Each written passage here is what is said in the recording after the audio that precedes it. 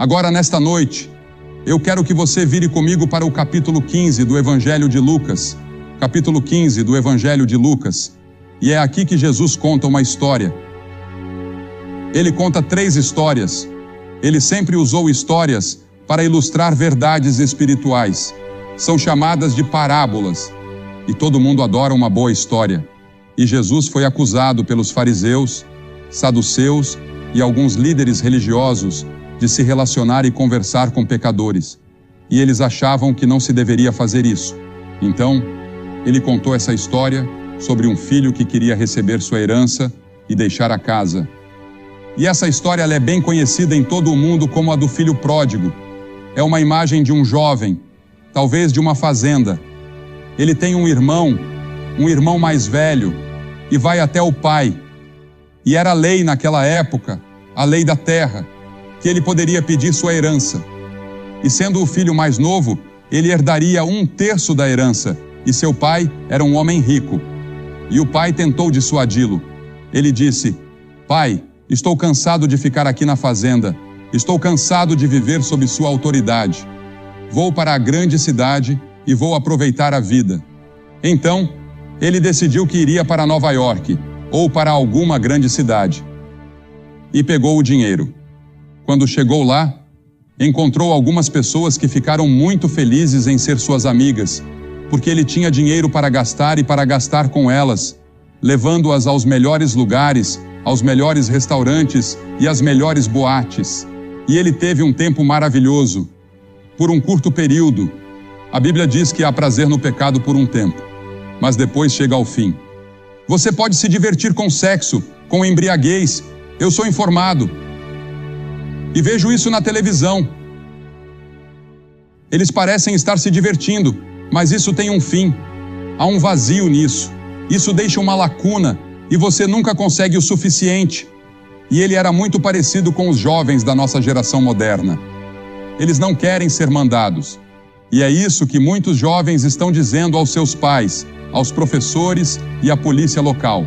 Alguns estão dizendo: tenha sexo agora, não espere pelo casamento, compre agora no crédito, pague depois. Se você pode afirmar sua independência, afirme sua dependência. Faça o que você quiser, independentemente das consequências. O Centro de Controle de Doenças de Atlanta diz que o número de meninas americanas que são sexualmente ativas até saírem do ensino médio subiu de 28% em 1970 para 51% no ano passado. Atualmente, estima-se que 1 em cada 500 adultos no mundo esteja infectado com AIDS, e será uma epidemia que algumas pessoas acreditam que pode destruir a raça humana, a menos que encontremos uma solução para isso e que a encontremos logo. Este jovem na história de Jesus decide partir. Ele vai viver esse tipo de vida. Quer aproveitar tudo o que a vida tem a oferecer. Os bons momentos, longe dos olhos de qualquer um que possa conhecê-lo e criticá-lo. Livre para fazer o que quiser.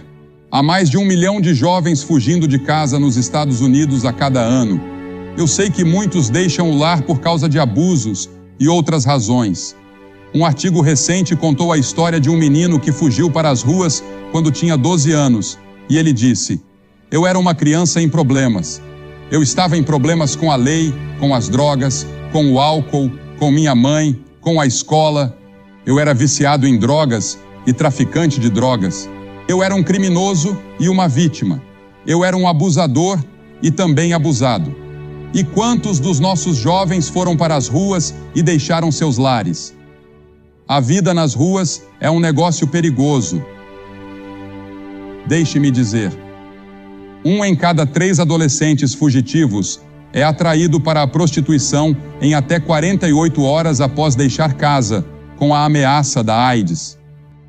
A prostituição é uma forma lenta de suicídio. Quase todos os usuários de drogas nas ruas compartilham agulhas em sua busca por uma dose. A maioria ignora as precauções contra a AIDS. Os jovens das ruas morrem rapidamente e silenciosamente, como nos dizem nas revistas. Nos Estados Unidos, mais de 5.000 adolescentes por ano são enterrados em túmulos sem nome. Você sabia que 5.000 adolescentes por ano são enterrados em túmulos sem nome? Os adolescentes não são os únicos fugitivos em nossa sociedade. Centenas de milhares de homens e mulheres fogem uns dos outros e de seus casamentos através do divórcio. Uma pessoa, falando sobre uma comunidade rica no sul da Califórnia, disse: "Todos aqui estão fugindo de algo, e este é o último ponto. Não há mais para onde ir depois daqui." Eu vi um livro com um título recentemente na livraria: "Ajuda, Senhor, toda a minha vida dói." E quantas pessoas feridas estão aqui esta noite? Este filho pródigo é uma imagem de todos nós, porque todos nós, de alguma forma, estamos fugindo de algo. Alguns de nós temos que depender de algum tipo de sedativo só para passar o dia, ou algum tipo de estímulo, alguma ajuda para passar o dia ou a noite. Buscamos nossa felicidade pessoal e erramos o alvo do plano de Deus para nossas vidas.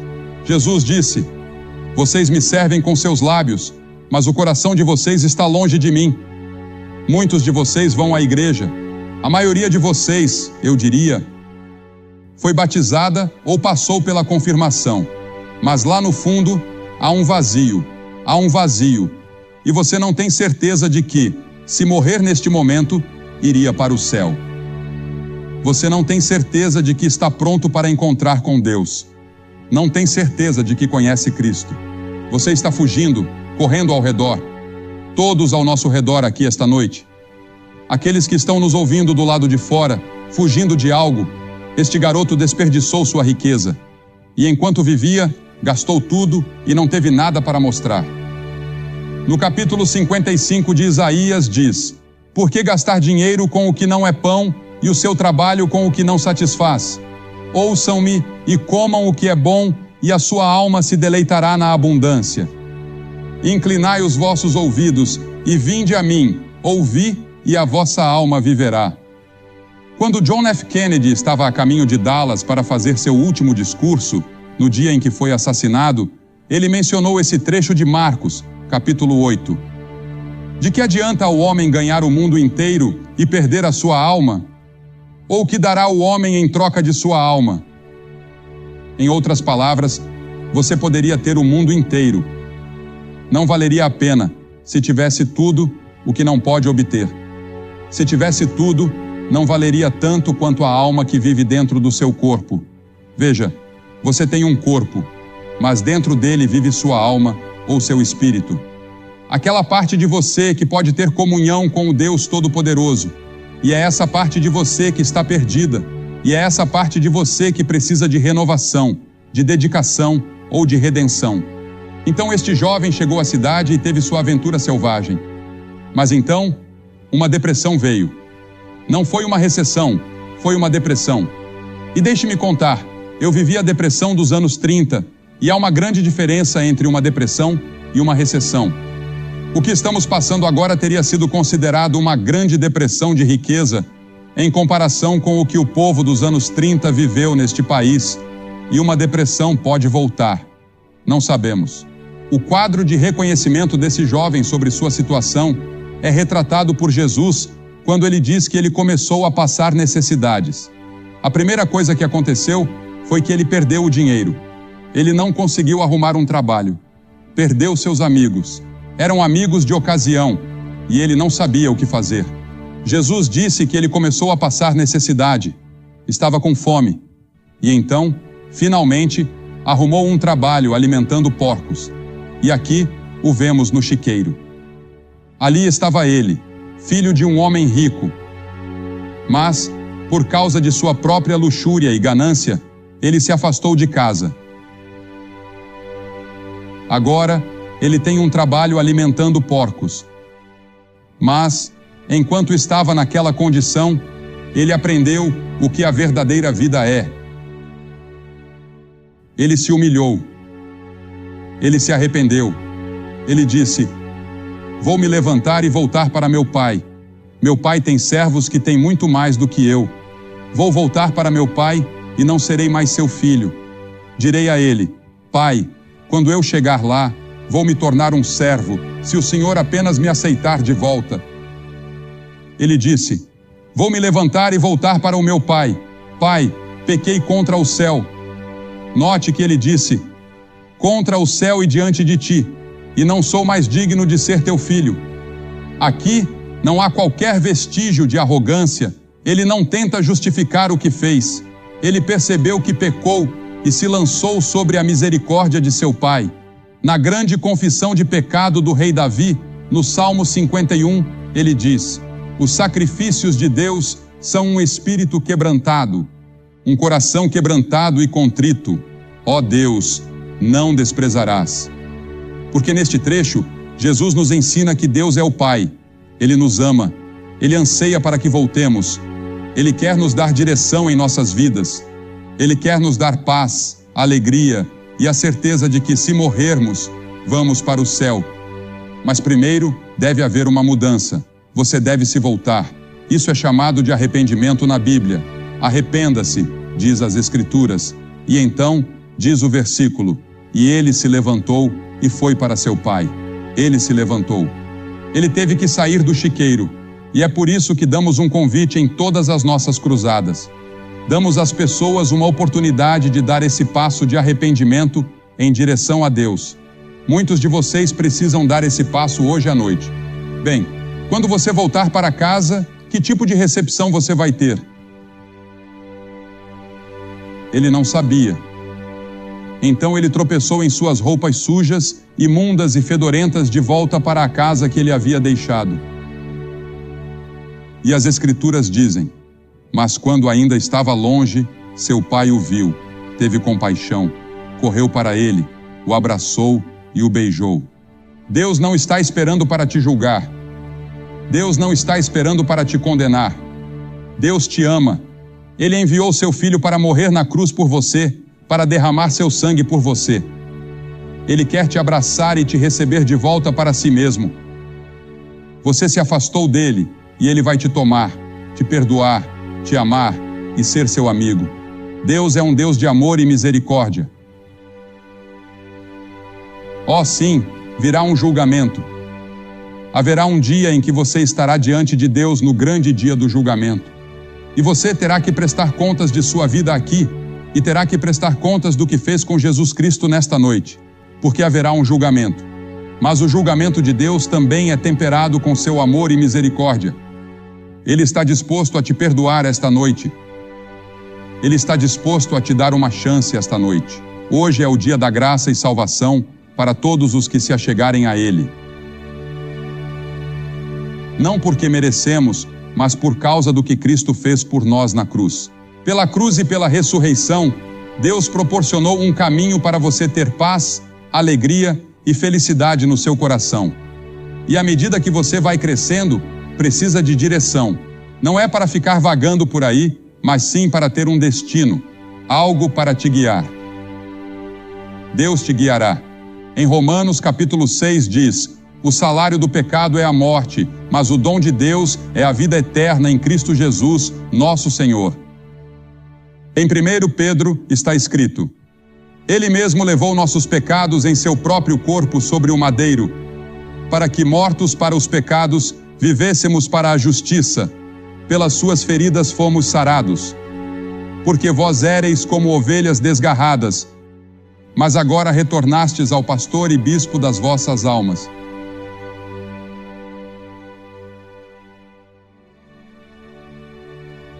Ele não voltou como muitos jovens provavelmente fariam e diria, Oi pai, como vai? Sentiu minha falta?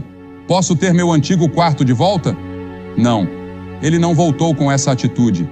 Ele voltou em verdadeiro arrependimento. O verdadeiro arrependimento não presume sobre a graça e a misericórdia de Deus.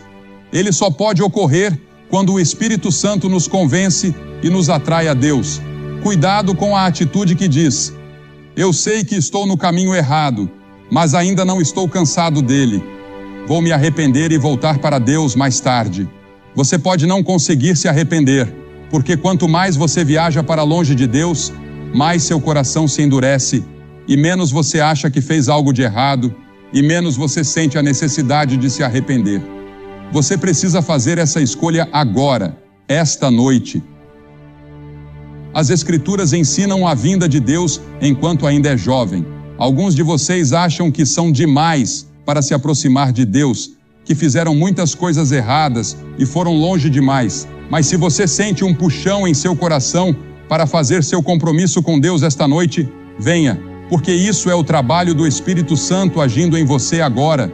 Eu não acredito que ninguém esteja aqui esta noite por acidente. Eu acredito que você está aqui porque Deus providenciou que por uma série de circunstâncias você estivesse aqui nesta noite. O Espírito Santo está agindo, te incitando a vir. Não endureça seu coração. A Bíblia diz que o que endurecer o coração, sendo muitas vezes repreendido, será destruído de repente e sem remédio. Agora é o momento de vir. Agora é o momento de receber. Jesus contou a história desse jovem porque os líderes religiosos o acusaram de se associar com pessoas más. E Jesus lhes disse: há grande alegria no céu por uma pessoa que se arrepende. Uma pessoa que faz seu compromisso esta noite causará alegria no céu. Você precisa voltar para Deus esta noite. Quando aquele jovem voltou, seu pai o abraçou, o beijou, ordenou que seus servos preparassem um banquete para ele, pediu que colocassem o melhor manto da casa sobre ele e que colocassem um anel de ouro em seus dedos, para significar que ele havia sido recebido de volta como filho e não como servo. Ele não o tomou de volta como um servo, ele o tomou como filho. E é isso que Deus fará por você esta noite.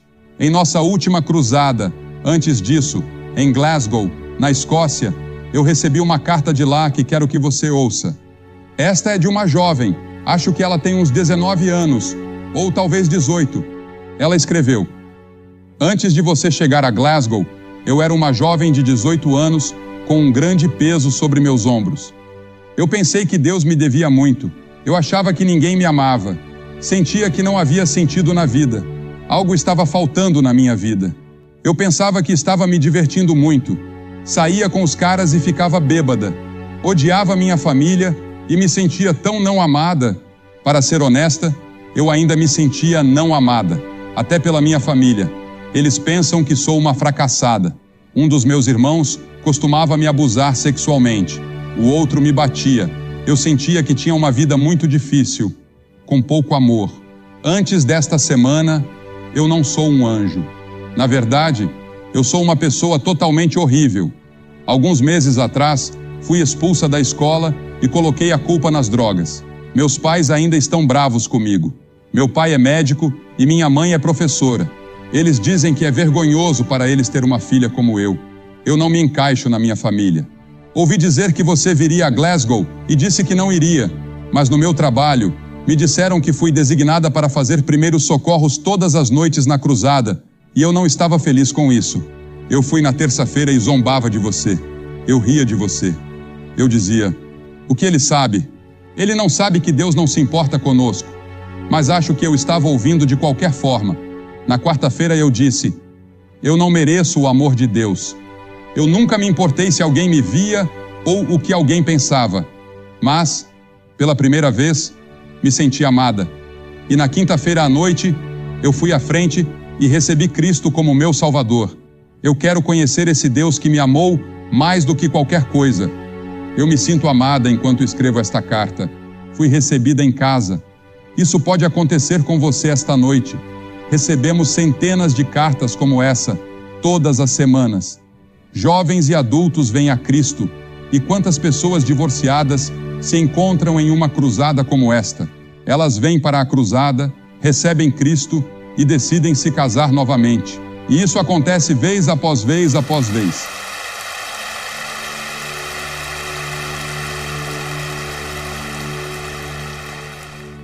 Você pode estar pensando: bem, Billy, o que eu preciso fazer primeiro? Arrependa-se dos seus pecados.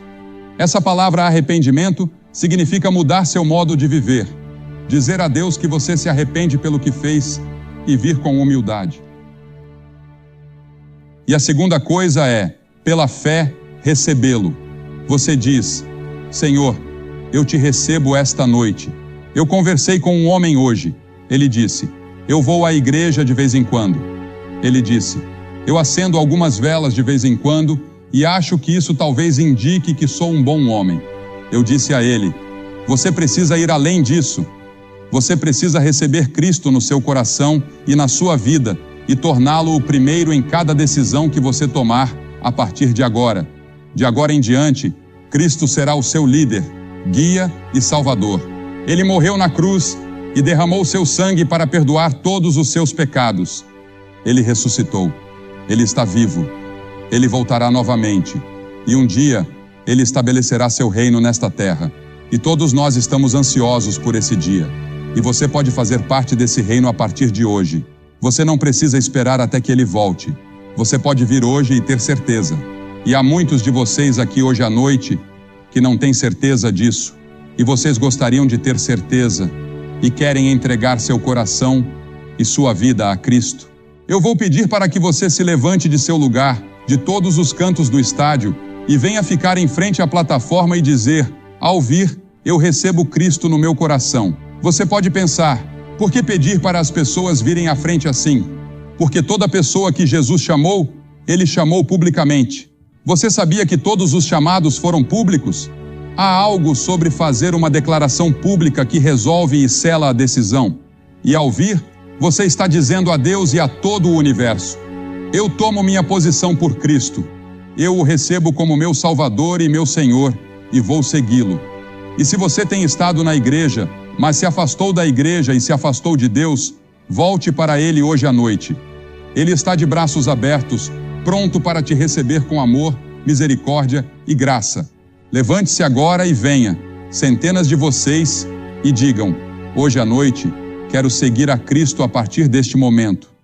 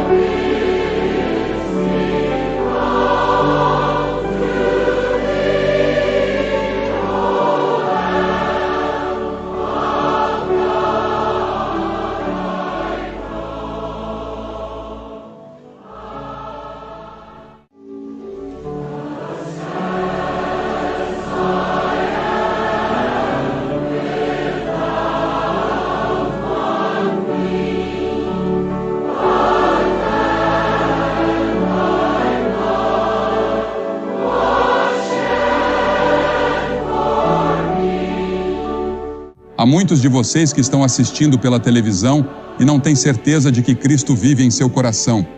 Você não tem certeza de que Ele é seu Senhor, seu Mestre e o diretor da sua vida. Você pode fazer seu compromisso onde está,